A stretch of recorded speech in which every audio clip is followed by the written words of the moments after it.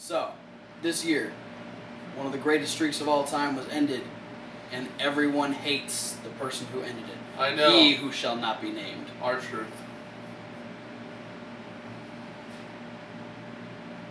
The second But we want to know, because everyone hates Brock Lesnar, who in all of wrestling should have ended the streak? And this week, Thomas Wolf is going to tell you who that man is. Alright, we had... Or woman. Yeah. Natty deserves it when Peasant Kid does. That's Phoenix. true. But no, we had Shawn Michaels the first time we did this. You know, Mr. WrestleMania. there's no arguing that Shawn Michaels is someone who is deserving of that feat. He's an icon. We had Wade Barrett.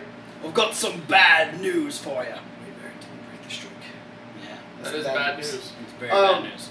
But, you know, someone whose career would have been made, an up-and-comer who would have had a huge stamp of approval. I decided to pick someone kind of in between. Cool. Who's a legend, but isn't an icon, at least not in WWE. Okay. But already has a career you could consider Hall of Fame. He's someone, multiple-time Intercontinental Champion, former Hardcore Champion, former Tag Team Champion, WWE and ECW Champion at the same time. I chose Rob Van Dam. Wow. That is an interesting choice. That is not who I thought you were going to pick. He definitely has the credentials Yeah. to be put into this match. Yeah, I mean, that's to put it lightly. I mean, as you talk about the innovation of wrestling, RVD's one of those people that helped innovate a lot of people. Like, he was the reason why a lot of people got into wrestling. And so, for my first reason, it's because, you know, he's not an icon in WWE. He doesn't have any real career achievements. I mean, yes, WWE, ECW champion at the same time, but the ECW title was a joke at that point. Yeah. The WWE ECW Championship was never taken definitely as seriously as it should have been. I think it was only taken serious like when RVD had it. Yeah. So, you know, a guy who has been around forever but doesn't have that career-defining moment. He doesn't have much he's going to be remembered for specifically.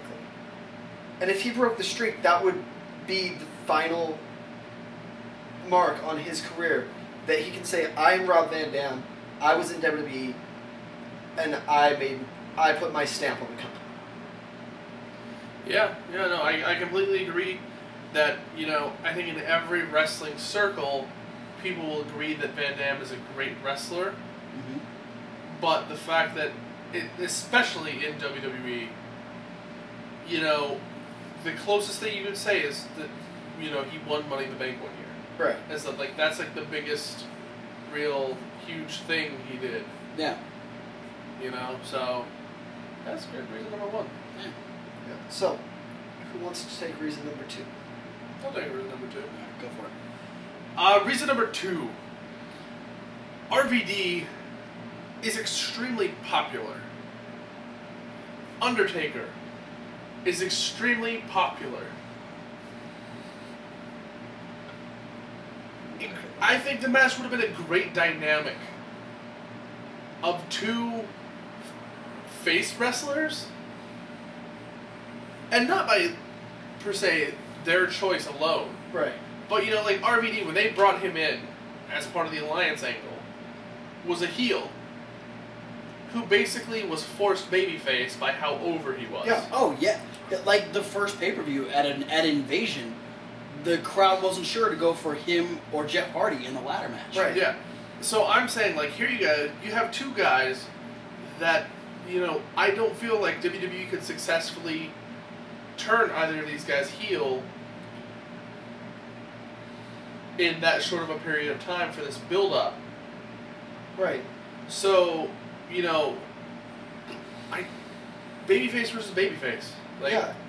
Well, it would have been really similar to the Shawn Michaels and the Triple H matches. Yeah. Yeah, that way. I think the only out of the two of those, the only person that was like viewed as a potential heel was Triple H.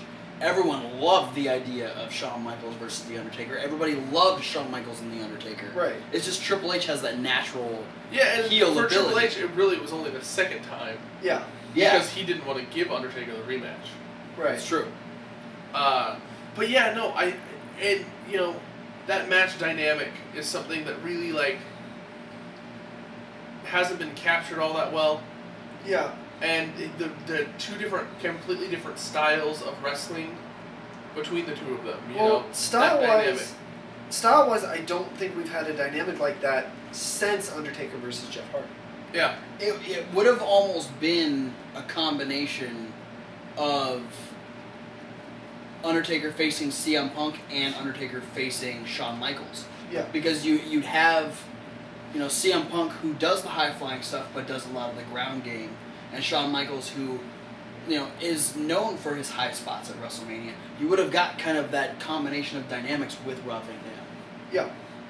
So yeah, that's my reason. I mean, the great dynamic difference of, especially, I guess, the pre-Shawn Michaels matches, the Batista, Randy Orton, Mark Henry, Edge, all heels trying to kill the Undertaker streak. Have a babyface try and do it, Yeah. What makes it say that only a bad guy can beat this streak? Yeah. Yeah, exactly. Maybe the power of good will triumph over darkness. Yeah. My next reason is Brock Lesnar. They tied this into the CM Punk match with Paul Heyman chose Brock Lesnar because CM Punk, who's another Brock Lesnar guy, couldn't do it. They could have gone that same angle because RVD is one of the original Paul Heyman guys. Absolutely. And they even ran that in WWE with the ECW thing. Right. And it would have been a great, I'm not choosing him. He wouldn't have been choosing the monster to do it. It would have been, I'm going to choose a guy who I know can out-wrestle, who can out-fight you, who can bring the heart of CM Punk with more experience, with more of a never-say-die attitude, because I have seen him in ECW. I've seen what he can do. Wow. Yeah, I mean, they even touched on that not that long ago. Yeah. When Heyman was first coming back, and he actually tried to recruit RVD to with be the Cesaro when he was with Cesaro. Yeah. Tried to recruit RVD to be a Paul Heyman guy. Yeah. Yeah, that's a great dynamic that they could have played with to make the match even more interesting from the RVD standpoint. Right. Because bringing in Brock Lesnar, no one gave a fuck about Brock Lesnar. Right. Like, 12 years ago you were relevant in WWE, but RVD has actually continued to be relevant in wrestling across those 12 years. Right. Well, and it's another, going into that, kind of what I touched on earlier, Paul Heyman could have even brought up all of RVD's accomplishments. Brock Lesnar doesn't have that resume. I mean, sure, Brock Lesnar has an impressive enough resume. Yeah. Undisputed champion. King of the Ring. But, Mr. Money in the Bank, WWE champion and ECW champion at the same time. He has been a hardcore champion. He's put his body on the line to fight for a title that only mattered to him. Intercontinental champion. United the hardcore and European titles. United the hardcore and Intercontinental titles. Longest reigning TV champion in ECW history. Yes. Mm-hmm. And one of the most popular ECW and WWE tag team champions. Yeah. Yeah, absolutely. That's a good reason. Yep. Reason number 4. Almost kind of what you were going with, the fact that they were bringing in a Paul Heyman guy. They were also bringing a guy who made his name in a different company. Brock Lesnar was known for being huge in UFC, a dominant UFC champion. Why not bring that dynamic of, everyone looked down on ECW when you had the 3 big companies. ECW didn't register on the radar. But ECW was so innovative and made the Attitude Era, the Monday Night Wars, more popular because people were seeing stuff on ECW and going, people are liking that. Let's do that on our show where we've got more exposure. Well, so you've got someone like RVD who helped innovate, and pretty much some of his stuff brought WWE to where it is now. yeah. So you could say that RVD and ECW is the reason that Undertaker's streak is still alive and we still have WrestleMania. Yeah, like Paul Heyman or even RVD could have said it. You know, Undertaker, you wouldn't be where you are without me. Yeah. WCW would have crushed you without us. Because on top of what you said, WWE and to an extent WCW were bringing in all the ECW talents in order to make their show better. That was like the original NXT. Like that was the original training territory.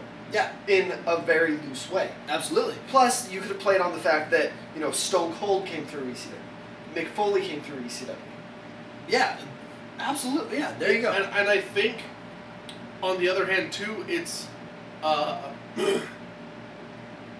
bringing in somebody from the outside of the world of WWE, who is our Rob Van Dam, ECW guy.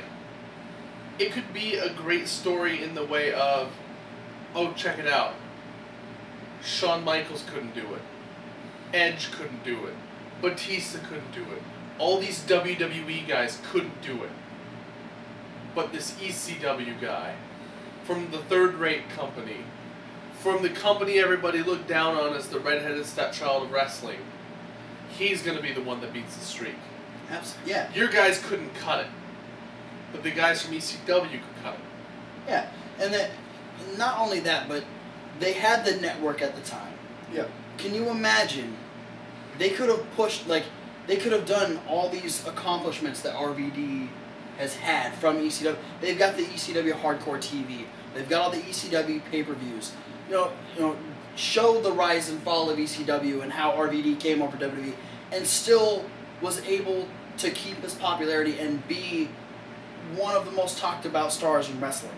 And why, you know, that right there is more of an accomplishment than Brock Lesnar going and winning the UFC championship. The UFC championship doesn't mean shit in wrestling. Yeah.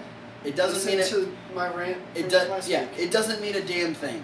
But accolades from another wrestling company that is extremely popular is way more of a resume that is worthy of beating the streak. Yeah. And reason number 5.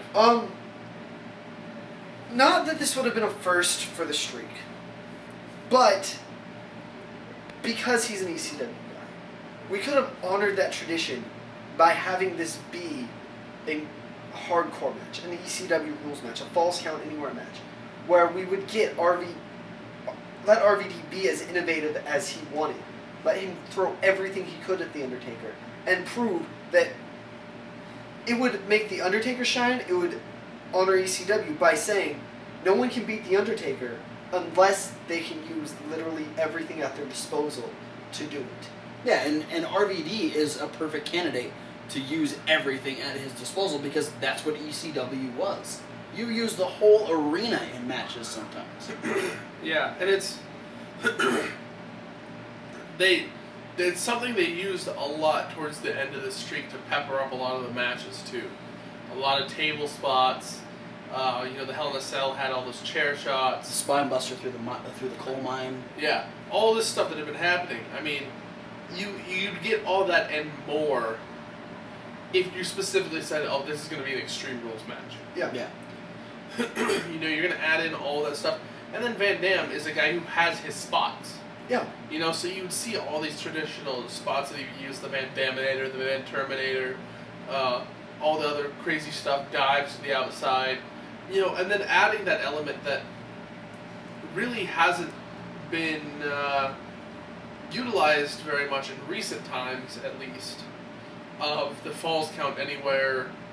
Like, the WrestleMania matches might go to the outside. Right. Might go up to the ramp. Might go through the commentator's table. But, like, when was the last time you've seen, like, a match at WrestleMania go through the audience? Right. Jumping off a balcony type thing. I think of like Undertaker versus Triple H. WrestleMania That's 17. exactly what I was thinking of. WrestleMania X7. It would have been a great. It would have lend itself to a potentially great moment where RVD could, have Taker knocked out, like in the catering area, and then almost go for the pin, but decide no, I want to end the streak in the ring. Yeah. And have that be what almost costs him, but then have him go on to still overcome it and break the streak. Yeah. The more and more we talk about it, the more I realize how great of a match this could be. Because if you think back to some of the people that Undertaker's faced, we talked about the 5 matches you need to see. The match in WWE was the ladder match with him and Jeff Hardy. Yeah. So he can hang with those high flyers. And if you have someone who is so synonymous with high flyers like RVD, you're going to get a bust-ass match, you're going to get creativity, and that these two can take care of each other. Yeah. Because they're both veterans. Yeah, unlike a guy like Brock Lesnar who will... Concussion! Yeah. I'm going to go out in the biggest match ever in WWE, the one that ends the streaking. I'm going to give The Undertaker a concussion. Because that's a good idea. Stupid. But that's it for this week's Streak Week. Let us know how you feel about RVD possibly beating the streak. Go back and check out my choice, Bad News Barrett. Go back and check out Kevin Knox's choice, Shawn Michaels, the Heartbreak Kid. Let us know what you think. Who do you think could have ended the streak? And if you want to move on in this week's episode of Wrestling Rundown, if you want to go back to the Raw review here on Eugene. Go to the midweek wrap-up here on Onto the Giant. Go to the Indie Question of the Week on CM Punk. Or move on to the SmackDown Rundown over here on the Hardy Boys. And we'll see you there.